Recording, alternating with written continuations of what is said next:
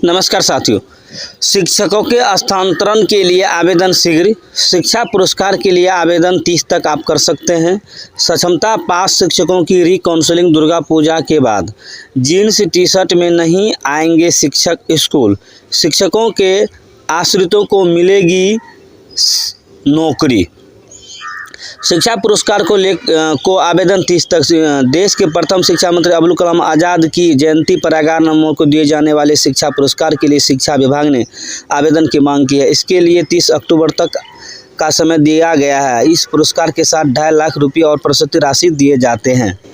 सरकारी स्कूलों में शिक्षक कर्मियों के जीन्स टी शर्ट में जाने पर पाबंदी। राज्य के सभी सरकारी स्कूलों में शिक्षक कर्मियों के जीन्स टी शर्ट में जाने पर पाबंदी लग गई है। विद्यालय एवं अन्य शैक्षणिक संस्थाओं में शालीन व्यवहार एवं गरिमामयी वातावरण सुनिश्चित करने के लिए जीन्स और टी शर्ट में स्कूल नहीं आएंगे शिक्षक कर्मी। जीन्स और टी शर्ट पहनकर शिक्षक और शिक्षाकर्मी स्कूल और शैक्षणिक संस्थाओं में नहीं आएंगे। शिक्षा विभाग ने इस पर कड़ी आपत्ति जताई है कि स्कूलों और शैक्षणिक संस्थाओं में शिक्षक और कर्मी प्रायः कार्यालय संस्कृति के विरुद्ध अनौपचारिक परिधान में आ रहे हैं। विभाग ने निर्देश दिया है कि जिला शिक्षा पदाधिकारी यह सुनिश्चित करे कि शिक्षक और कर्मी गरिमायुक्त औपचारिक परिधान में ही स्कूल और संस्थान में आएंगे। इसको लेकर शिक्षा विभाग ने सभी जिला शिक्षा पदाधिकारी को बुधवार को निर्देश जारी किया है। शिक्षा विभाग ने यह भी कहा है कि सोशल मीडिया से स्कूल में डीजे, नृत्य, डिस्को और निम्न स्तर की गतिविधियों की जानकारी मिली है और शिक्षकों अन्य कर्मियों का आचरण शैक्षणिक माहौल को नकारात्मक बनाता है। यह स्वीकार योग्य नहीं है। विभाग के निर्देशन पर प्रशासन सुबोध चौधरी ने जिलों को लिखे पत्र में कहा है कि स्कूलों को शैक्षणिक संस्थानों में शालीन व्यवहार और गरिमामयी वातावरण सुनिश्चित कराएं।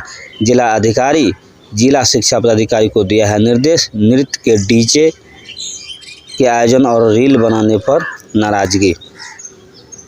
शिक्षकों की काउंसलिंग पर निर्णय दुर्गा पूजा के पास। सक्षमता परीक्षा पास उत्तीर्ण राज्य के करीब 37,000 शिक्षकों की काउंसलिंग पर निर्णय दुर्गा पूजा के बाद ही लिया जाएगा। शिक्षा विभाग ने इसको लेकर बिहार विद्यालय परीक्षा समिति के साथ विचार विमर्श किया है, पर कोई नतीजे पर नहीं पहुंचा जा सका है। अब पूजा बाद फिर इस पर विचार और बोर्ड पदाधिकारियों के बीच मंथन होगा। मालूम हो कि राज्य के करीब 1.87 लाख नियोजित शिक्षकों ने सक्षमता परीक्षा उत्तीर्ण की है, जिनकी काउंसलिंग 1 अगस्त से 13 सितंबर तक हुई। लेकिन शिक्षकों के आधार नंबर, नाम अथवा प्रमाण पत्रों में त्रुटि के कईयों की काउंसलिंग नहीं हो सकी। वही 3300 शिक्षक काउंसलिंग में उपस्थित नहीं हुए। शिक्षकों के आधार नंबर और प्रमाण पत्रों की त्रुटि सुधारने का मौका दिया जाना है।